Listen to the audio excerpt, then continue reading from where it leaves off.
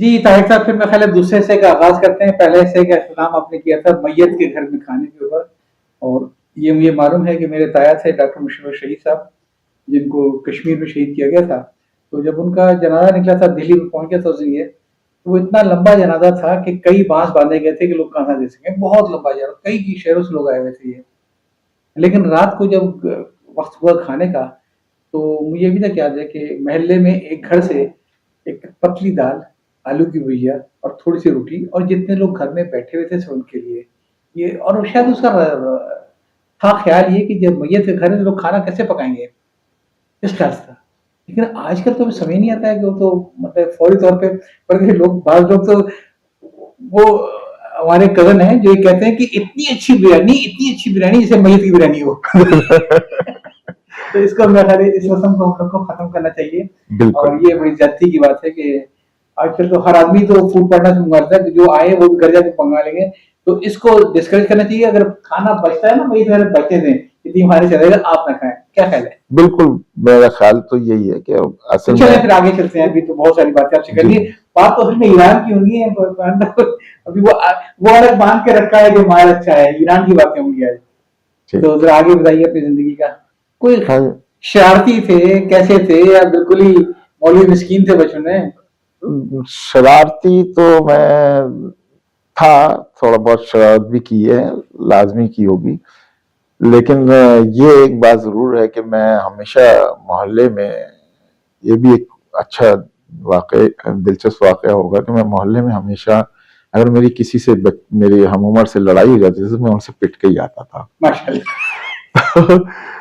میرے بڑے بھائی جو، وہ جب میں کبھی پٹ کیا ہوں اور گھر پہ آ کر کے میں رو کر کے بتاؤں کہ میں ایسا. آپ نے یہ اپنی روایت جو ہے نا یہ ایران میں برقرار نہیں رکھی.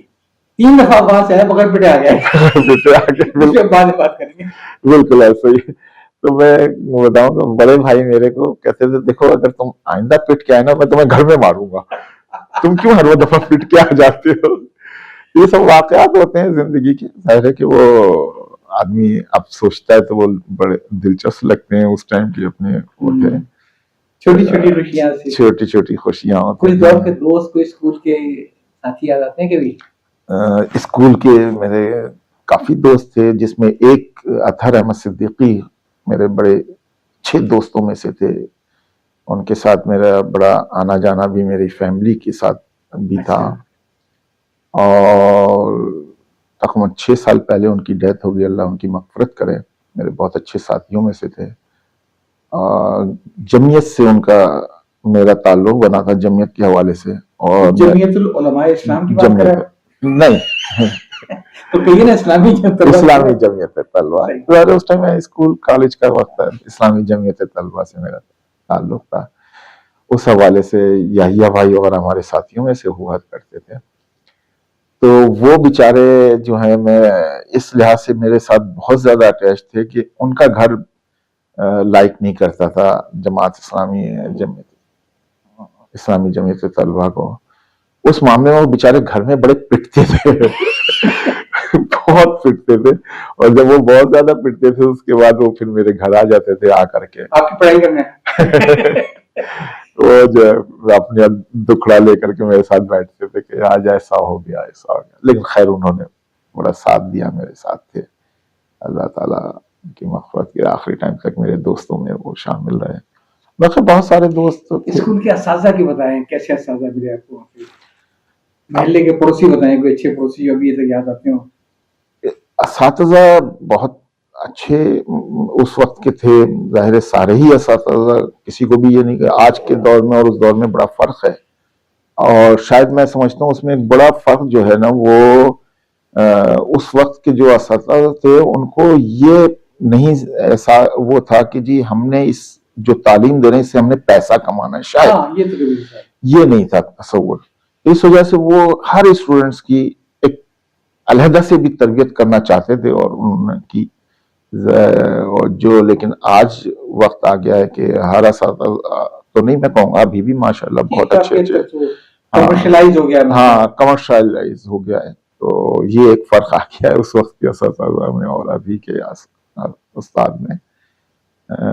بقیہ اسکول بھائی اخبار ڈالتے تھے ہاکر سے اخبار کے, کبھی دل چاہا کوئی رسالے لگے پڑے اس میں سے بچوں کے؟ بچوں کے رسالے تو میں اس وقت میں نونہال آتا تھا ہمارے یہاں, اور اگر بچوں کے رسالوں میں نور نہیں آتا تھا, نور میں کوئی یاد نہیں ہے. ساتھی ہاں ساتھی تو بڑا یعنی پابندی سے اسے پڑھتے تھے, نونہال پڑھا کرتے تھے, اس وقت کے رسالوں میں وہ شامل تھے. اور محلے میں عزیزوں کے ایسے آپ کے یاد آتے ہوں لوگ جن کو دیکھ کے ان کے ادبی شوق سے آپ کو رشک آیا ہو کہ بھی اچھا لکھتے ہیں, اچھا بولتے ہیں, اچھا پڑھتے ہیں؟ اگر آپ فیملی میں بات کریں گے تو محی الحق فاروقی صاحب کی کتابیں میں نے کافی پڑھی. وہ اچھا, ان کے ساتھ میرے کو بیٹھنے میں بھی بڑا مزہ آتا تھا. میں کیونکہ اتفاق ہے کہ جب میرا تھوڑا سا شوق ہوتا یا وقت ہوتا تو میں ایران جا چکا تھا, وقت کم ملتا تھا, لیکن جب کبھی بھی میں آیا میرے کو اچھی طرح یاد ہے کہ میری کوشش ہوتی تھی کہ ایک آدھ دفعہ محی اماموں کے ساتھ ضرور بیٹھ جاؤں میں, کیونکہ ان کی باتیں میرے کو سننے میں بڑی دلچسپ لگتی تھیں. وہ واقعات اسلام آباد کے اور انڈیا کے اور ہر طرح کے, اور ان میں بھی شاید یہ خوبی تھی کہ جو کوئی ان کے ساتھ بیٹھے اور دلچسپی کے ساتھ تو وہ بڑے احترام کرتے تھے اور بڑی دلچسپی سے باتیں سنتے بھی تھے اور اپنی بات کہتے بھی تھے. تو ان کے ساتھ میرا بہت اچھا لگتا تھا. میں کافی ٹائم میں نے گزارنے کی کوشش کرتا تھا جب آؤں تو بیٹھوں ان کے ساتھ. اور علاقے میں خدمت خلق کا جذبہ آپ نے کسی میں دیکھا ہو, کسی میں اپنے علاقے میں خدمت خلق کا جذبہ اگر ہے, میں نے جو خود منسلک رہا وہ جماعت اسلامی کے لوگوں کے ساتھ تھا. جماعت اسلامی ظاہر میں تو اس ٹائم اسٹوڈنٹس لائف میں ضرور تھا, ملیر سے جب میں اسٹارٹ کیا ہے, لیکن جماعت اسلامی کے لوگوں کے ساتھ میرا بڑا بیٹھنا اٹھنا تھا. اسپیشلی بقرعید کے سیزن میں وہ قربانی کا ایک سلسلہ چلتا تھا, کھالے اکٹھی کرنے, انعام ملتا تھا, زیادہ نہیں تھا, پھر ایک چھوٹی سائیکل مل گئی, انعام ملتا تھا, اس میں سرٹیفکیٹ ملتا تھا ہمیں. تو اس قسم کے خدمت خلق کا ان کے ساتھ کہنے وہ بھی خدمت تھی, کام کیا.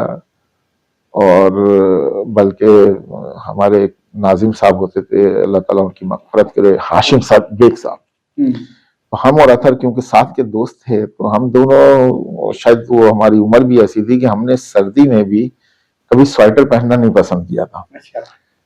تو وہ ہمیں باقاعدہ اتنا ٹوکتے تھے کہ ایک دفعہ میں یہ میرے کو اچھی طرح یاد ہے کہ وہ سویٹر لی آئے, کہتے ہیں یار تمہارے گھر والے دلا نہیں رہے شاید. یہ ان کی محبت تھی, یہ ان کی محبت تھی کہ وہ باقاعدہ لا کر کے, یا شاید انہوں نے ہمیں احساس دلانے کے لیے کیا کہ چلو میں خود سے دوں گا. تو یہ ان لوگوں کی محبت پرانے وقت کے لوگوں کی تھی. حکیم محمد یامین صاحب وہ میرے والدہ کے, مگر پرانے رشتے میں دیکھوں شاید پھوپھی زاد بھائی تھے میری, لیکن کیونکہ وہ ملیر میں رہائش تھی ان کی, اور ملیر میں رہائش ہونے کے ناطے ان کو کبھی ہم نے یہ نہیں سمجھا کہ وہ امی کے کوئی رشتے کے بھائی ہیں. ہاں, ہم نے انہیں ہمیشہ سے ہی سمجھا ماموں ہیں, بس ماموں ہیں, ہاں ماموں ہیں. اور انہوں نے بھی یعنی کبھی ایسا شاید نہیں کوئی فرق محسوس کیا ہوگا ہمارے, اور کافی اچھا. اور اسپیشلی ان کا مطلب تھا وہاں ہم اپنے بیماری کے وقت میں, کیونکہ وہ اس ٹائم میں ذرا سا علاج وغیرہ ظاہر ہے کہ معاشی طور پہ ہر بندہ ہی شروع میں پریشان بھی تھا, تو یہ ہوتا تھا کہ جی وہاں سے ہی دوائی لینی ہے چاہ کر کے. تو میں اس پہ اس پہ نہیں, میں اس سے بتاؤں کہ وہ جب نسخہ لکھتے تھے تو اوپر لکھ دیتے تھے. میں نے موبس کا انٹرویو کیا تھا, سب بڑا خاص رہا تھا کہ اپنے نسخے پہ فے کا مطلب کیا ہوتا ہے. بالکل, فے کا مطلب تو خیر وہ ان کے نزدیک تو یہ تھا کہ وہ جو دوائی دینے والے صاحب تھے وہ سمجھ جائیں کہ ان سے پیسے نہیں لینے. لیکن ہم لوگ کبھی کبھی مذاق میں گھر پہ بیٹھ کے بات کرتے ہوئے وہ لکھتے فقیر. یہ مذاق ہے, لے وہ تو ان کی ظاہر ہے کہ اپنی ہی محنت اور محبت تھی. اور یا یہ کہ میں اکثر اپنے جاننے والوں سے محلے والوں سے کسی سے ہمیشہ نصرت فیض لکھتے تھے. فیض لکھتے تھے. اور بقیہ اگر ان کی میں کہوں کہ سیاسی طور پہ تو ان کے جیب میں مہر ہوتی تھی. اگر کوئی رستے میں مل جائے نا کہ میں نے یہ ڈاکومنٹس اپنے اٹیسٹ, یہ مجھے محبت ہی ملا تھا کہ لوگ موٹر سائیکل میں ہاتھ دے کے روکتے تھے. بالکل ایسا ہی ہے کہ کوئی روک لے کہ یہ پیپر اٹیسٹ کرانا ہے تو انہوں نے اپنے مہر نکالی لگائی. اور یہ نہیں کہ جی آپ میرے مطب آ جاؤ یا میرے آفس آ جاؤ وہاں پہ میری پیپر. یہ اس وقت کے لوگوں کی سوشل جو آپ ایکٹیویٹیز ہے اس کو آپ اندازہ کریں کہ یہ احساس نہیں دلانا کہ جی تم میرے آفس آؤ تو کام ہوگا, یا یہ کہ اپنے وقت کو قیمتی سمجھنا, یہ کہ گھر سے مہر لے کے اس احساس سے نکلنا کہ شاید کسی کو میری ضرورت پیش آ جائے. بالکل ایسا ہی. تو یہ ان کے اچھی. تو اپنے بھائی طارق کے بارے میں بتایا کہ انہوں نے بی ایس ایف پڑھا تھا اور ماشاء اللہ ان کا ٹیکنیکل مائنڈ زیادہ تھا اور اسی لیے کیبل میں اور سبمرین میں ہو گئے. آپ کی پڑھائی کہاں تک گئی؟ میں نے پڑھائی کی میں نے انجینئرنگ کی پاکستان سیفی پولی ٹیکنک سے ڈپلوما کیا. اس کے بعد کیا نام تھا ڈپلوما کا؟ الیکٹریکل میں کیا تھا میں نے. اچھا اچھا. اور کیونکہ میں نے سیفی پولی ٹیکنک سے آپ نے الیکٹریکل میں ڈپلوما کیا تھا, ایم آئی بھی انٹر کیا تھا. بالکل. اب میں اب آگے بتاتا آپ نے دلچسپ بات لگی کہ آپ کو پتا ہے میں نے اے ایم آئی کیا برٹش انجینئرنگ کونسل سے. اور یاد ہے کہ زمانے میں اکثر لوگ اشتہار دیتے کہ A M I equal to B, تو سوال تھا کہ بی اکول ٹو واٹ. ہاں بالکل میں نے اے ایم آئی کیا تھا, وہ بھی الیکٹریکل میں کیا تھا. اچھا. اور اس کے بعد پھر اگر میں جاب کی تلاش میں رہا, جاب میرے کو ملی, جاب مجھے ملی تو تھی میں آپ کو بتاؤں کہ الیکٹریکل کی. اچھا. الیکٹریکل سے ریلیٹڈ جاب ملی تھی. گوگل شپنگ والے ہیں, انہوں نے سیرامک انڈسٹری لگائی تھی شیرشاہ سائٹ میں. کافی بڑا پروجیکٹ لگایا تھا. کس چیز کی؟ سیرامک کا. سیرامک کی. اور یہ ٹیبل ویئر بناتے تھے, ڈنر سیٹ وغیرہ اس ٹائپ. نہیں چینی. اچھا. اور وہ جناب علی, لیکن اب وہ جاب میری الیکٹریکل کی کوئی 2 سال تو ضرور رہی ہوگی شاید. پھر مجھے ایک دفعہ اتفاقاً میں چینج ہو گیا, پروڈکشن سائٹ چلا گیا پلاننگ میں.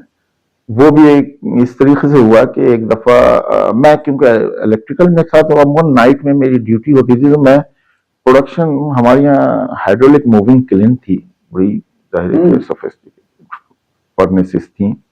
میں اس ڈپارٹمنٹ میں جا کر کے بیٹھتا تھا اپنے فاضل وقت میں, کیونکہ ظاہر ہے کہ میں ایز اے سپروائزر تھا تو بہت میرے ہینڈ ورک نہیں تھا میرا. میں وہاں جا کر کے دیکھتا رہتا تھا وہ جو آپریٹر وغیرہ سارے کام کر رہے ہوتے تھے. تو ایک دفعہ اس فرنیس میں میرے کو اچھی طرح یاد ہے کہ ایک فالٹ آ گیا. رات کا کوئی میرے خیال 2 بجا تھا, اور اس وقت کی میں آپ کو بتاؤں کہ یہ بات ہے 87-88 کی. ایک ٹائم میں اس فرنیس کے اندر جو مٹیریل لگتا تھا وہ تقریباً 5 سے 7 لاکھ روپے کا لگتا تھا. اچھا, اب اگر وہ فرنیس اس ٹائم سیٹ نہیں ہو پاتی تو 7 لاکھ روپے کا اس میں لگا تھا وہ ویسٹ ہو جاتا. تو ہمارے ظاہر کہ فوری طور پہ کال کی گئی, چیف انجینئر یہ وہ سب آ گئے, سارے لوگ لگے ہوئے تھے. تو کوئی میرا خیال ہے کہ رات کو 3 بجے کا ٹائم تھا. تو میں نے ان سے کہا کہ اگر آپ اجازت دیں تو میں اسے کنٹرول کرتا ہوں, کیونکہ میرے ریلیٹڈ جاب نہیں ہے, لیکن میں کیونکہ یہاں بیٹھ کر کے میں نے کافی, تو پہلے تو ان لوگوں نے ظاہر کہ تعجب کا اظہار کیا, لیکن کیونکہ کنٹرول ان سے بھی نہیں ہو رہا تھا تو انہوں نے کہا کہ چلو کچھ تو الزام تیرے اوپر. ہاں الزام تیرے اوپر. ہاں تو وہ جناب علی میں نے اسے کنٹرول کیا. صبح تقریباً 8 بجے فرنیس خدا کا شکر ہے کہ سیٹ ہو گئی, کنٹرول ہو گئی. اور 11 بجے وہ فرنیس جب ओपन की गई तो अल्हम्दुलिल्लाह उसमें सारा मटेरियल ओके पोजीशन में था। माशाल्लाह माशाल्लाह। तो ये 11 बजे का टाइम था और 12 बजे मेरे को अच्छी तरह याद है कि गूगल शिपिंग से एक आदमी आए, एक साहब आए थे और उन्होंने मुझे बाकायदा रूम में अपने बुला करके, अब मैं इस टाइम उनका नाम मिस कर रहा हूँ, उन्होंने मुझे रूम में अपने बुलाया। बुलाने के बाद उन्होंने मुझे उस वक्त में 1000 रुपया इनाम दिया। बड़ी चीज थी। बड़ी चीज थी। क्या सन था ये 87, 88 और तब तो फिर ईदी मिलती थी, 1 रुपए 2 रुपए 1 रुपए 2 रुपए ईदी मिलती थी। उन्होंने मुझे 1000 रुपये इनाम दिया और उसी टाइम उन्होंने मेरा लेटर इशू किया कि जी अब आप जो है प्रोडक्शन को देखेंगे। तो ये मेरा प्रोडक्शन फील्ड में इंटर होने का। चले इसको मैं पहले बहुत आपने उनका टर्निंग पॉइंट है कि कसम मिली आपको, आपने मेहनत भी की और बहुत अच्छी की ऑब्जर्वेशन थी कि आपने तवक्कुआत से बढ़ के डिलीवर किया। इसको यहीं रोकते हैं, फिर अगले हिस्से में आते हैं।